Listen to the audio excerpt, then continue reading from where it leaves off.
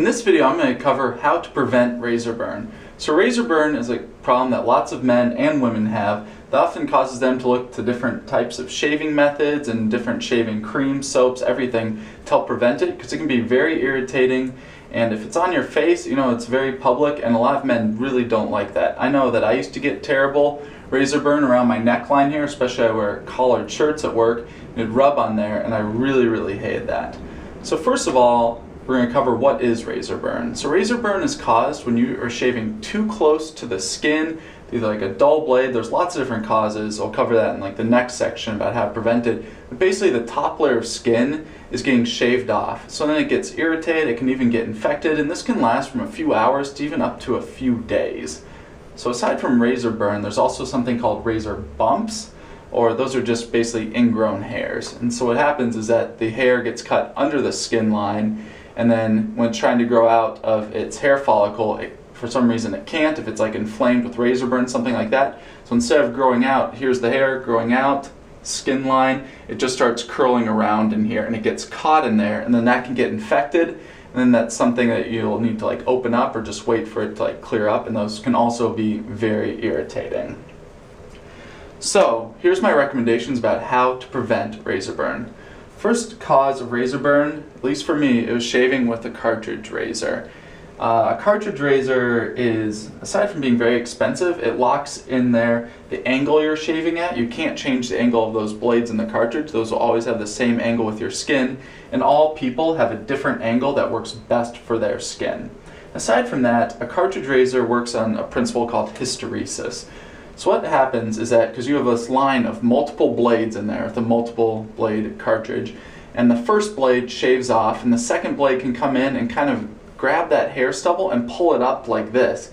Then the next blade can come in and cut it down below the actual skin line here. So then the hair follicle, once you've gone over with all those blades, the actual hair goes back and it's under the skin. So not only can this lead to razor bumps, those ingrown hairs like I talked about there, but you're also pulling up the skin that's next to the hair, and you can shave that off, so that also leads to razor burn. So my first recommendation is to get rid of a cartridge. Either pick up a safety razor, which is a great way of shaving, or a straight razor if you're up to that challenge. Straight razor, the jump from a cartridge razor to a safety razor it's a little bit of a step. It's not gigantic, but the jump to a straight razor is a much bigger step.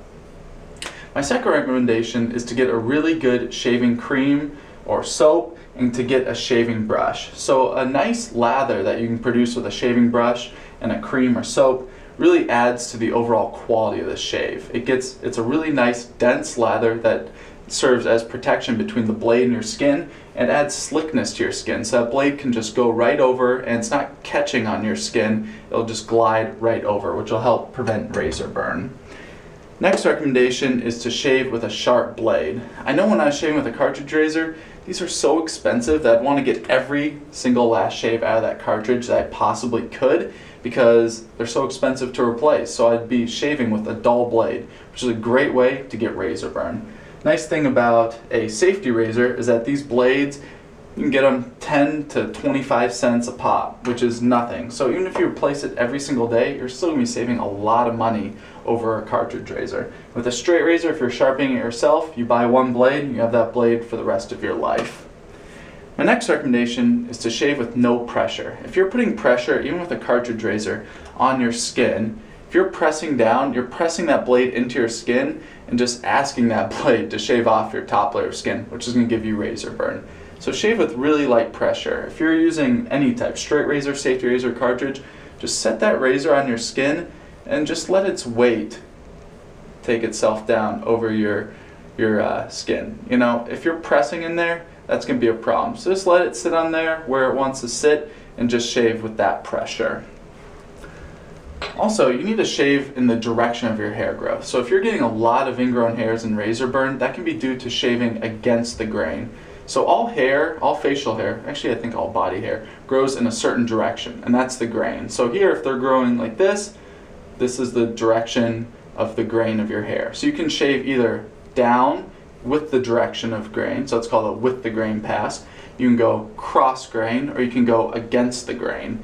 If you're getting a lot of irritation, I'd recommend only shaving in a direction with the grain. If you're going cross or against the grain, you're picking up those hairs and getting right underneath them, really close to the skin line. It's just a very irritating shave. A lot of barbers out there recommend only going with the grain. So if you're getting lots of irritation, definitely only do that.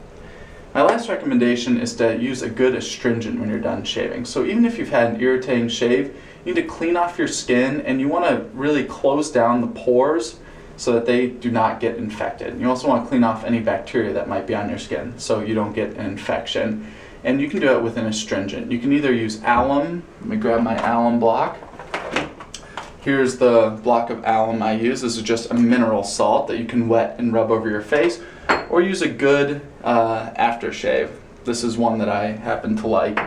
And with a really good aftershave or alum block, something like that, something that's an astringent, also you can use like witch hazel or an alcohol-based aftershave. What that does, cleans off your skin, closes down the pores to reduce your inflammation of your skin and reduce the risk for an infection. I hope that these have been some helpful tips. Please let me know if there's anything else I've overlooked here. This is what I do. I used to get lots of irritation, and now I've switched to better shaving methods, and my razor burn and razor bumps are pretty much completely gone. They still happen from time to time, but I've really helped eliminate those, and it's added actually like a lot of quality to my life, because I'm not with a collared shirt every day at work rubbing on that. It was really bothersome. I hated the look of my neck, but now, as you can see, nice and clean. I shave every other day now. I still can't shave every day, but I shave every other day, and it remains razor burn free and razor bump free. Alright guys, thanks for watching.